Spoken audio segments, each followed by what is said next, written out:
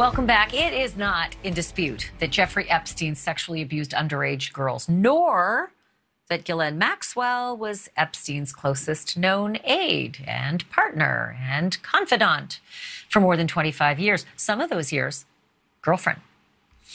But whether Maxwell was Epstein's partner in crime, whether she recruited and groomed and hand-delivered Epstein as young victims, that part is very much in dispute.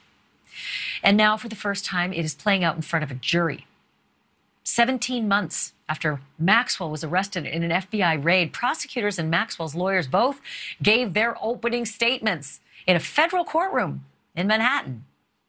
The former socialite, though honestly, she hates that term, and the daughter of a British media tycoon, is facing a half-dozen charges related to Epstein's crimes against 4 young victims over a 10-year period. And if convicted, she could spend the rest of her life in prison, because 80 years is long, and longer than she has to live. Joining me to break down the case in Maxwell's defense is renowned defense attorney and co-host of the podcast, Beyond a Reasonable Doubt, Mark Geragos, back with me. Adding to the mix, attorney and legal commentator and former Connecticut prosecutor Susan Filan, and attorney Josh Schiffer, who knows a lot about this case because his firm represents one of Epstein's many accusers, though, should be clear, not one in this particular case, but they're everywhere. So welcome to all of you. Thank you as well for doing this. First, let me start with you, Josh, because I know you know this case like the back of your hand. The defense that Ghislaine Maxwell is putting out there is that these ladies are all lying. They were kids back then, but they're ladies now, and they're all lying. Number 2, they all want money. Number 3, I'm the real victim here. I was a victim of Epstein, too. And number 4, and maybe this is the most important one, Josh, everybody wants justice against Epstein, and I'm the closest one since he's dead. Do you think that's effective? I think it's really one of her only choices for a pathway forward. She's going to tell a story of betrayal. That's the heart of all trials. Every single trial is going to tell a story of betrayal, and the best story she can tell anybody, especially in defense to these horrific allegations, is that she's the victim of the lies and manipulation, that the stuff that she was doing was above board. These young people's families had to have known what was going on, and there weren't problems back then. Otherwise, why would these young ladies still be around? And she's going to play the victim throughout the entire defense of this trial. So, Susan Filan, that sounds like it would be easy, except for that there are witnesses, those things that walk into a courtroom, stand up on the stand and swear to tell the whole truth and then tell you stuff that doesn't go along with what you say. One of them came today. It was a pilot, used to ferry Epstein and Ghislaine around to all their fancy places all around the world. And that pilot, Mr. I might pronounce this wrong, Vysotsky, something like that, said that Ghislaine Maxwell kind of played the role of, like, he called it, they were couple-ish. That Ghislaine and Jeffrey were like a couple.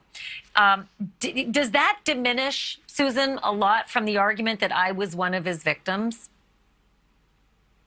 I think it does. I don't think this is the easiest case for the prosecution to prove, but at the same time, it is going to turn on the evidence, and the evidence in this case is going to be testimony. There isn't going to be a lot of physical corroborating testimony. It's going to be based on witnesses, and it's going to be based on direct exam and cross-exam. What I found very interesting about the opening argument is the defense attorney really tried to shift the narrative. She really tried to put ice in the prosecution's hot coffee by likening Epstein to Bond, making him a hero, making him a sexy mystery man, and taking away the sense that he's a predator and an evil man and a bad man. And by guilt by association then goes away because Ghislaine then is the right-hand woman to a superhero. And I thought that was a good sleight of hand, but I think it's ultimately going to backfire because when the witnesses testify, as I believe they will, the comparison to Epstein as Bond is going to ring very hollow and be very cheap. That's going to be a tough one. Man, I don't even know how many millions of barrels of ink have been written, and how many documentaries have been shot, and how many news organizations have done live broadcasting with the name Epstein. But that guy is pretty well known as gross, period, not Bond. Super gross. Okay, so this is important. Another gross person was Harvey Weinstein. And when Harvey Weinstein was on trial, he brought in an expert by the name of Elizabeth Loftus. She's a cognitive psychologist, and she specializes in the unreliability of memory.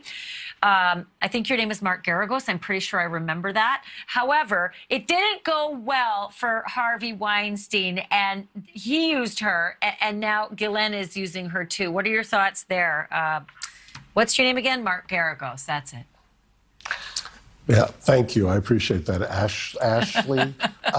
Yeah, something like that. Look, Harvey Weinstein, by all accounts, was supposed to be a slam dunk prosecution. He was acquitted. They were hung for a bit.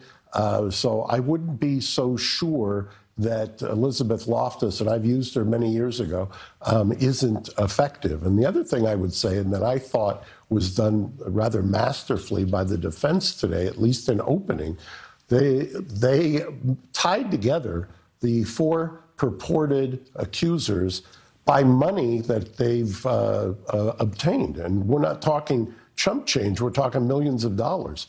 And they then talked about the number of times that Miss Maxwell had actually seen some of these accusers. And I thought that was very effective. And by the way, if you're going to demonize, as the prosecution does, and that's, prosecutorial 101, demonize the defendant, dehumanize the defendant, why not?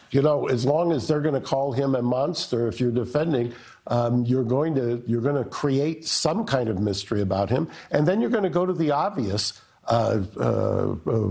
kind of problem with the prosecution is, where is he? Why is she being prosecuted? Why have we shifted from him as monster to her as mastermind? And I agree. I think it's an uphill battle for the defense. However, from my standpoint, the biggest problem is that she's in custody under horrific situation and conditions, and that's tough to get a client to be kind of engaged at a level that the prosecution is. And so that, to me, would be the biggest hurdle to overcome. Thank you for watching. Click the red subscribe button below so you can get more of NewsNation's fact-driven, unbiased coverage.